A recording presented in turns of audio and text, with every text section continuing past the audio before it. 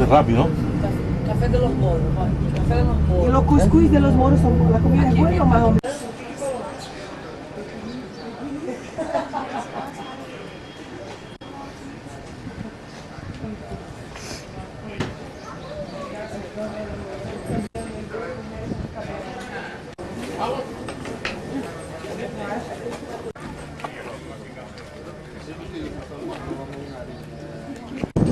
That's the same thing.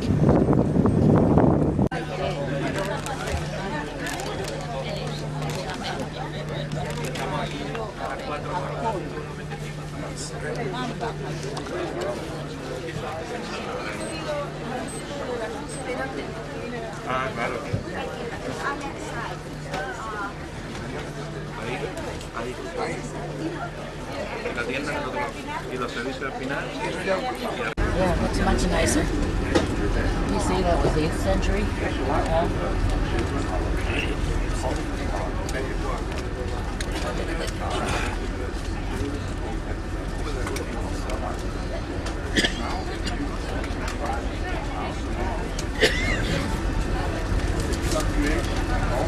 You know what?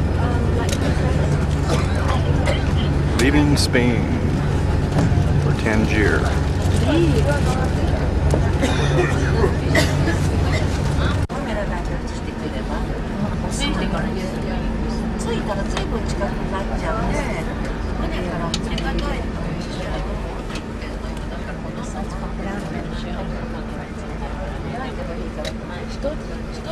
Speak to me. Separate almost, like I would say, 75% of the time. So we were trying to see how, we were there to see how the people fit in with the tourists. Where they have antibiotic resistant TB. So I didn't really get to talk to them very much. You know, enough to like ask what they are.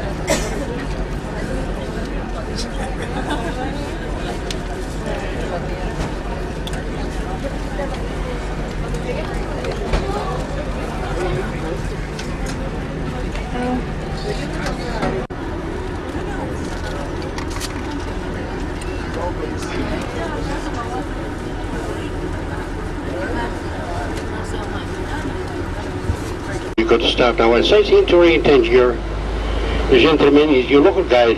His name is Mohammed.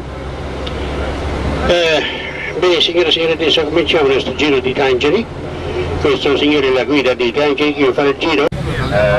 Al Marocco, mi messero qua, va bene, signore, abbiamo la visita oggi della città di economico, un modo social y geográfico de la zona de Tánger, antes de volver a la parte al centro, a la parte antigua de la ciudad, que es la parte que nos interesa más hoy, que es la Medina y la Casbah of the Moroccan Kingdom. Except during the Second World War between 1940 and 1945, when Tangier again was under Spanish control. In the international days, the city of Tangier was famous for having a lot of representatives from different countries, same as the centro della città moderna.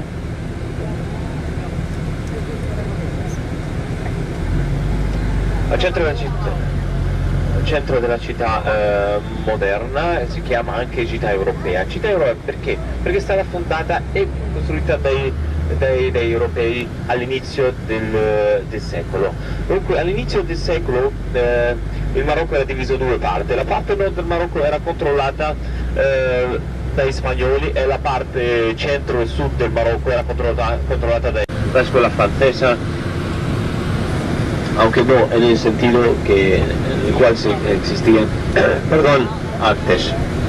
There you go, my dear friends, still driving here through the city of Tangier, but we're arriving here to this area which used to be considered in the international days, well, the area reserved only for the rich people here in Tangier. And in those days, the richest people in Tangier, most of them, large part of them, were Muslims. That is why they gave it the name of California to this part. They named also American Quarter because not far from here we had the American Consulate, which closed down in 1984. We're driving downhill to this valley, green valley, where people still practice a little bit of agriculture. Parte urbana, soltanto il cuore della città di Tangier, c'è una vista.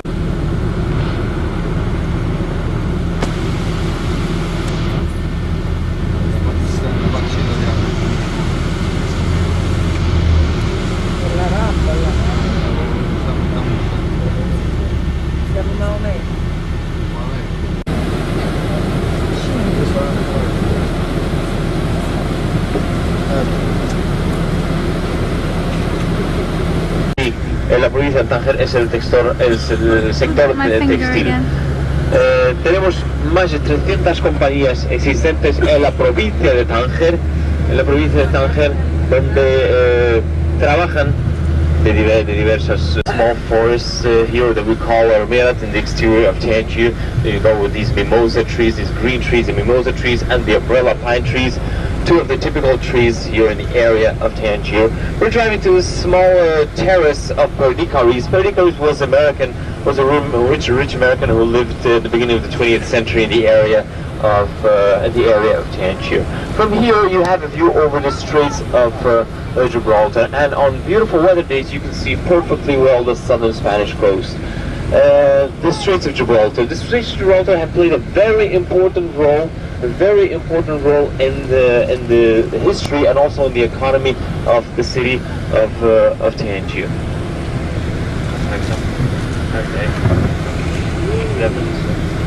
Okay, if you try hard, you might see in front of you the shape of the mountains and the hills of the southern Spanish coast. Now, what we have here in front of us, this is not the Mediterranean, this is not the ocean, these are the straits. To the west, for this position where I'm standing right now, that means to our left side, we have the northwestern tip of the African continent called Cape Spartel. And if you stand in Cape Spartel and you look towards the north, you will see the bay of the city has a chance to grow towards the Rift Mountains. If you need it urgently to use the facilities there we have in front of you to the left side, in front of you in the capital left side, you have the chance to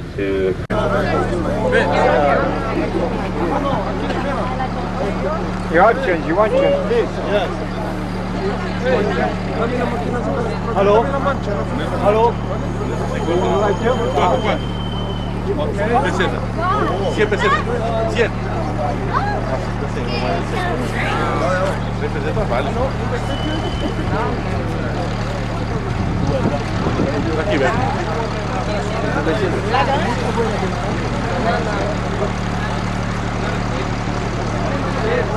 Okay. Sí.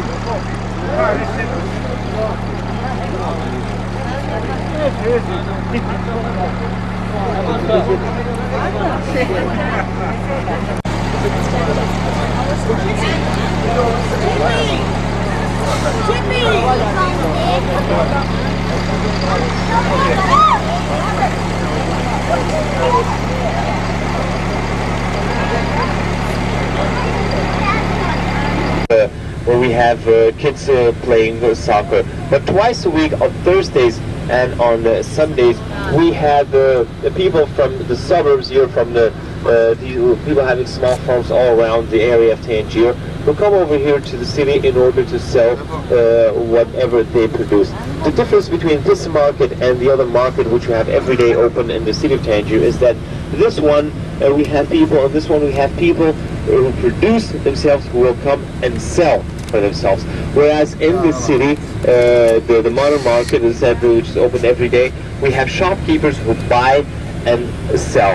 That is the basic difference. And this one will have it only twice a week, only on Thursdays and Sundays.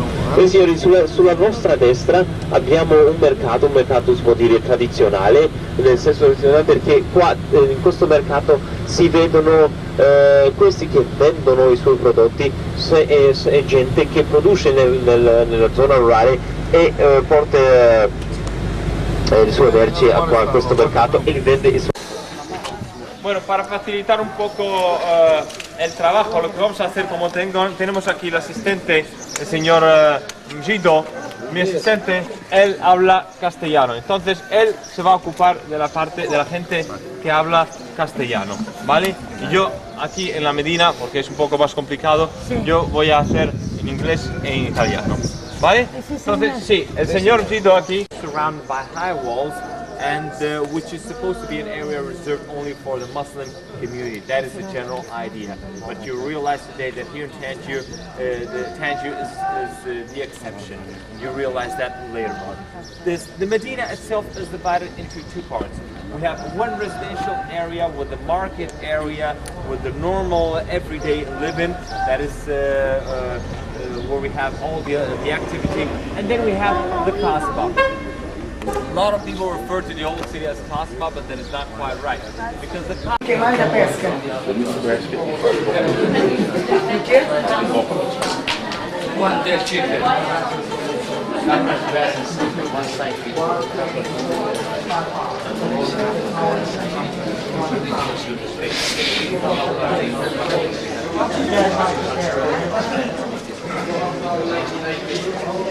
Carl wouldn't be able to know which one is my home if it wasn't for those steps. Huh? They're all different.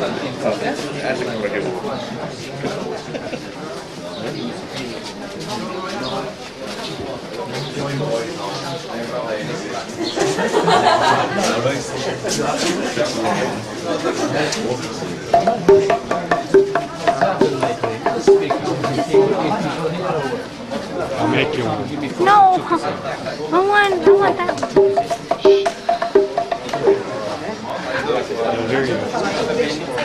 And right here in front of you, you've got this construction, whitewash construction with a form of a dome and a Korean flag. This construction is a religious construction. It is a holy place, what we would call a holy person, or we call also a saint. Inside lies the body of a holy person, there's a tomb, which is being venerated and respected, and of course visited also by the people in order to get what we call the barakah. What is the barakah? The barakah is a special energy that some people have. But what? The reality is that everybody was gifted by God by positive and negative energy. But some of the human beings, some people have made it to somehow get that positive energy, put it all together and use it for the good of other people. That's why they call them saints. They used to do good deeds, and they were special people in their lives. That's why after their death, the people still venerate them because they believe that part of the positive energy still exists after their death, and the place where they're buried still exists there, and they might get a little bit out of it just by visiting the holy person and asking God through this place for help. I would say so.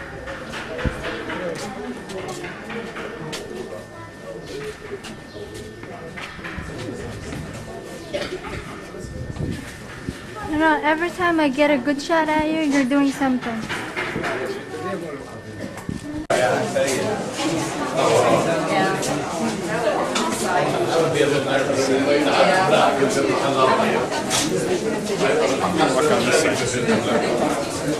Why? I don't burn anybody. Or you. This is the what? That's the school. Which one? I have some already.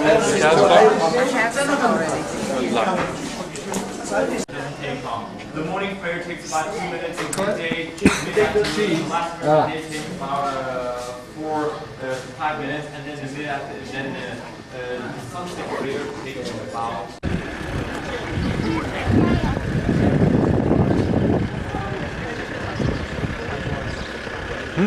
Sorry.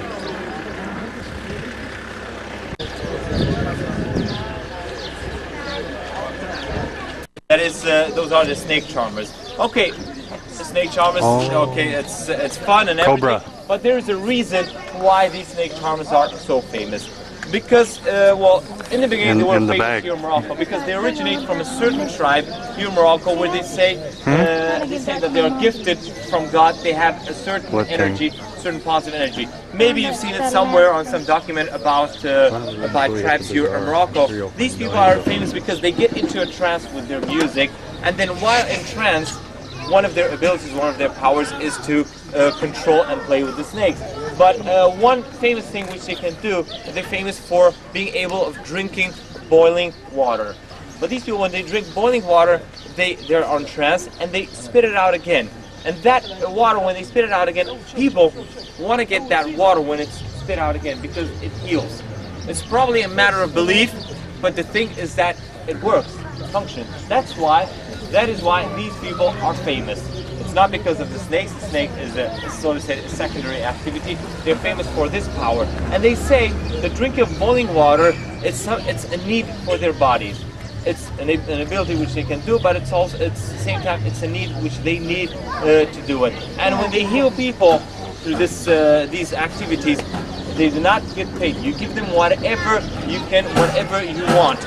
You might give them a dime, you might give them $100, whatever you can. If you don't have money, then you give a piece of bread or a bit of salt. But you always have to give them something. Because they're afraid, they say, if we do not get something for this activity we're doing, then we might get that disease that we heal people from. But anyway, right now they're going to do us.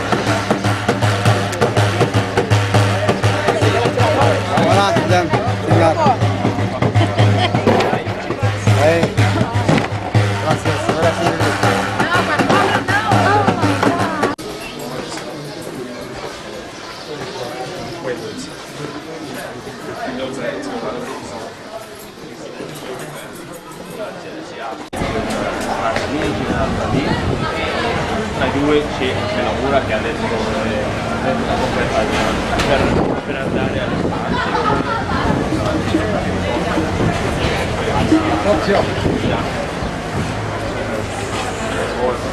So, my dear friends, as you see, we'll leave.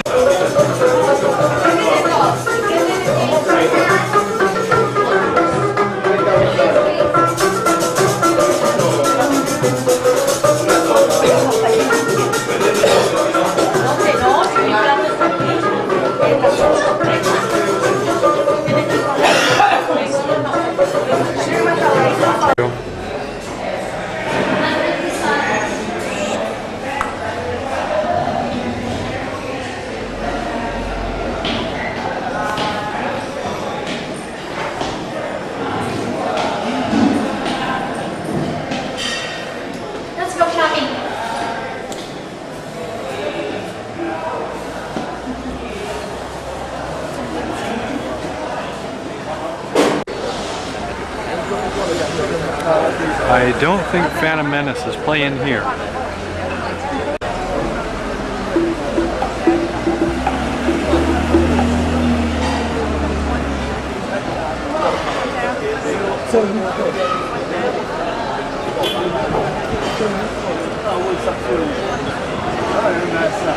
And then you can move around, okay?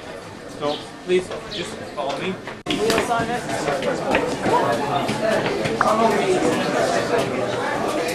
Everything. We start from here because it's the most difficult thing that we have in the country. Plus, it's right at the top, so then you can move around the house as you wish. Earlier on, we talked about the diversity of the origins of the Moroccan population. From that diversity, of course, nowadays we have a great variety of what people produce. In the architecture, in the way people get dressed, and the ceramic objects, and also, of course, in the grounds of our homes. Here you have also a great variety of, depending whether you're Arab or Berber, you have a different symbol, a different color which you use. Just already a name in Arabic is sabiya for rug, whereas in Berber, not hand woven.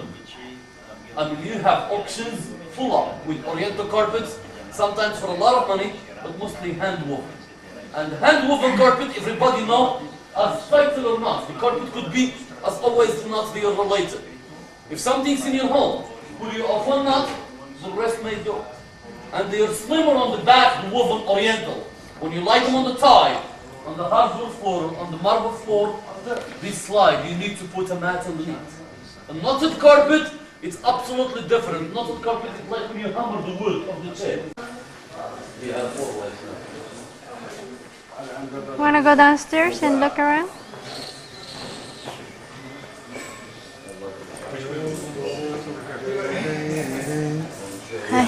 We bill you later. Later you pay the bill. Yeah. Now it's okay. Take picture of everything. After. You're gonna bill me for taking pictures? Of course. Oh, come on. No problem. Take your time now. Take all my shop, all of it. Don't miss nothing because you're gonna pay big price. Take the picture for me, no problem. No. Thank you.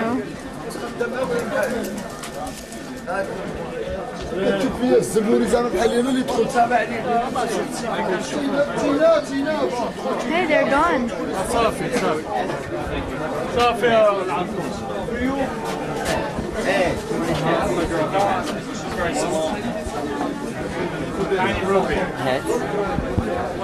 Back in that. Yeah, see the word.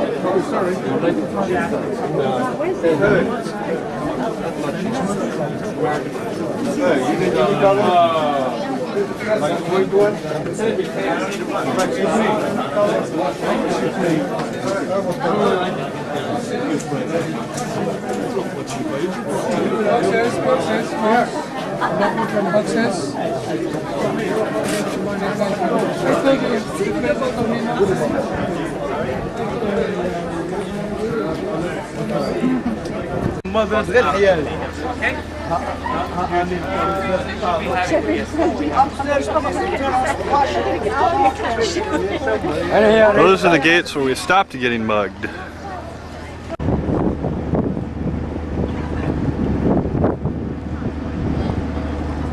We're leaving. Where are we leaving at? Leaving at, I don't remember the name of the port. We're leaving Tangier. And this is where we're gonna be riding. What we're gonna be riding? It's a catamaran?